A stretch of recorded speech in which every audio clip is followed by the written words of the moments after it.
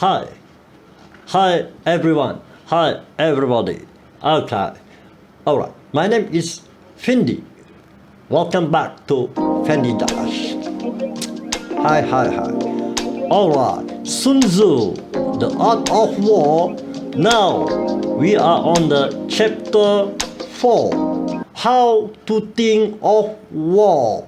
War means military strategies in daily life. The combat, the technique in war, we apply it in the daily life. How to think of war? War means how to solve the conflict. Okay guys? Share this knowledge and enjoy listening from my preview.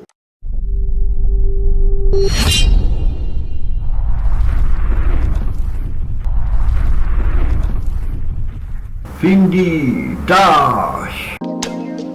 Alright. How to think of war. Okay. Let's we learn. Let's we get motivated. And let we have more knowledge. Okay. I go now. In ancient days, warriors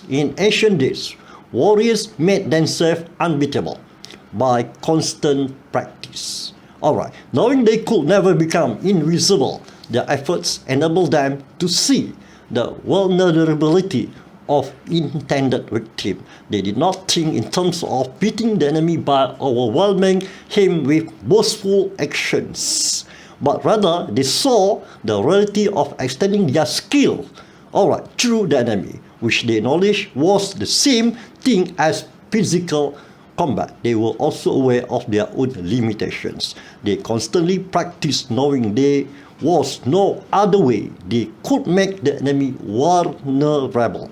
The enemy had to do that himself, because a warlord knew how to win does not mean that he did. But he did know that the enemy had the same attitudes and would be seeking the same result.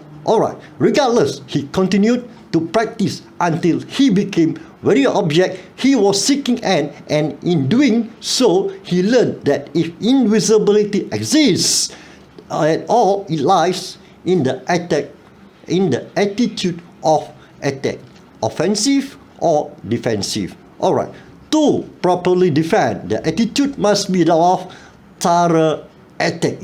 To depend strictly upon defense means that there is not enough strength or purpose in your heart.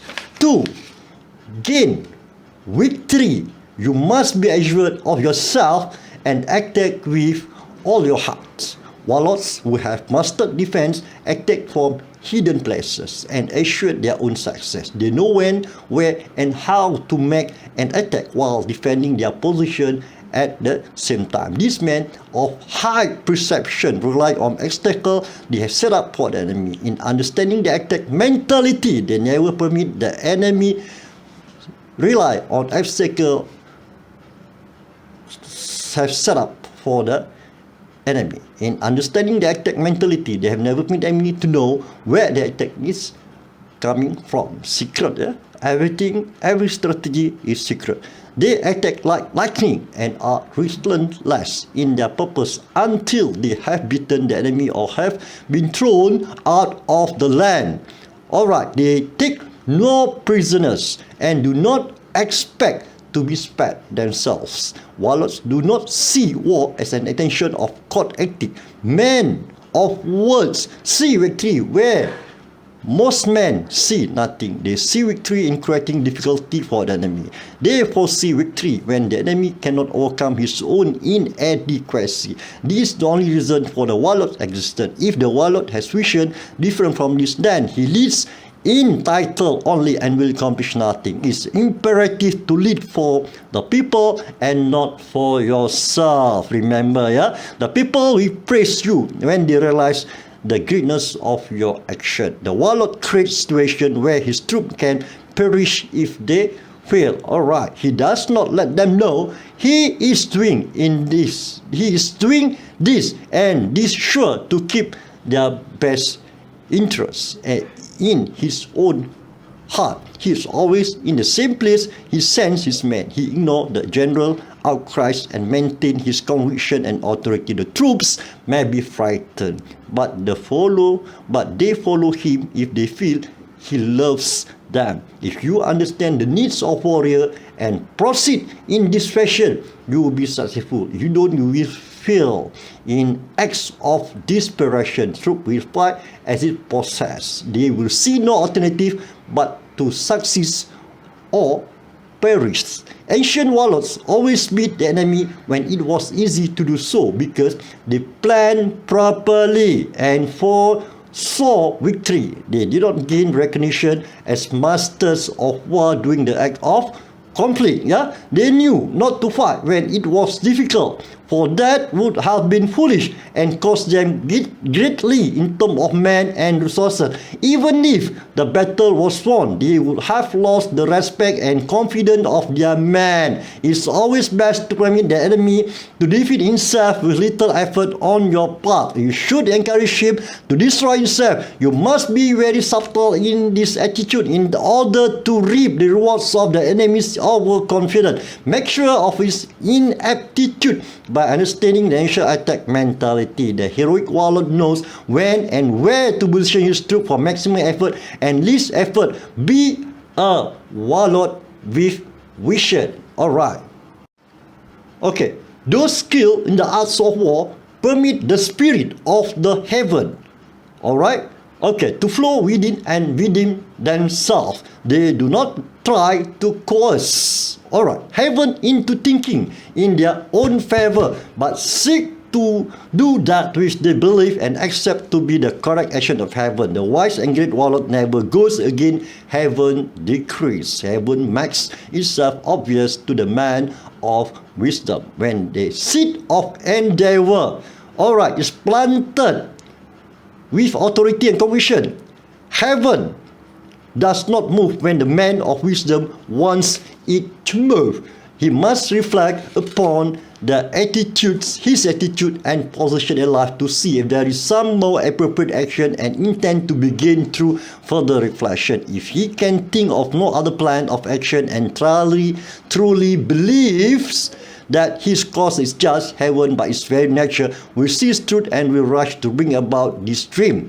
This is the nature of universe. This nature of universe, it has no choice but to cooperate with men of true belief. He always keeps his mind in mind and requirement for success and any endeavor. Okay, I make it to the final for this chapter 4, a bit shorter.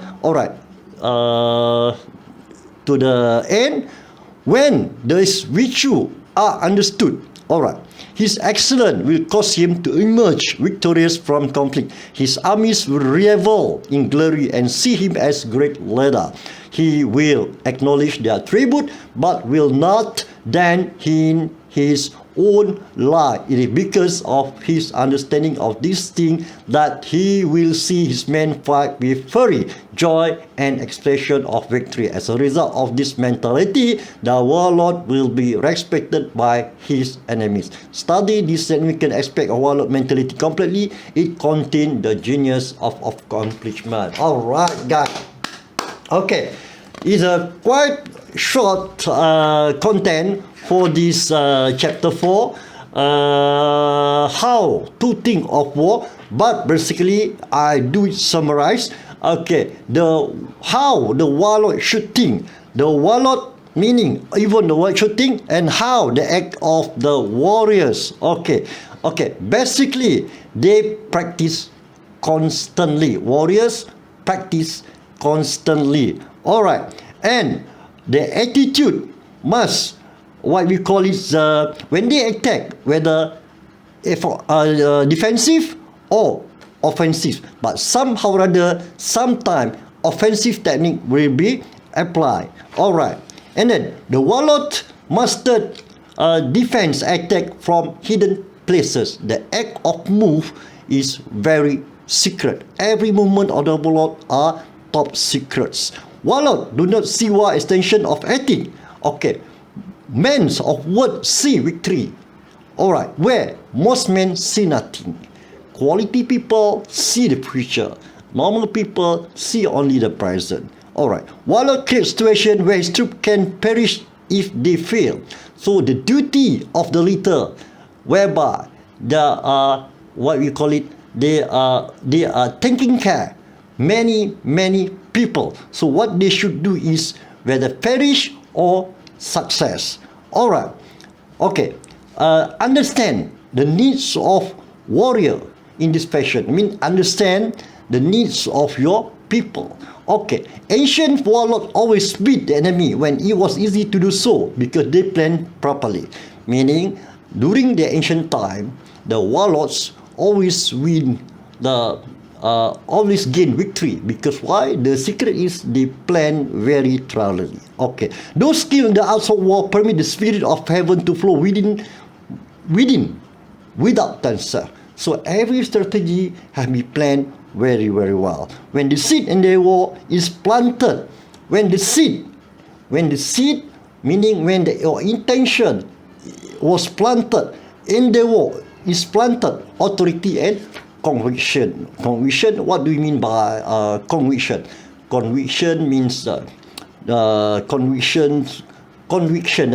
Okay, convictions means that your confidence level. Alright. And then, okay, attitudes. Okay, see more clear into warlord's true desire. He has shown the proper respect by knowing the virtue of all noble. Being warlords, the highest people in the organization, you have attitude of, you have to be noble. Alright. Okay, when this element has been understood, the certain cause emerge victories from conflict. Okay, and then your follower, and then will revel for glory. Alright.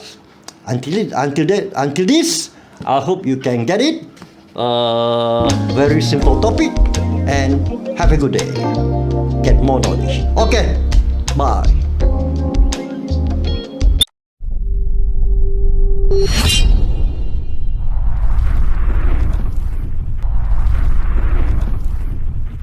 FindiDARC.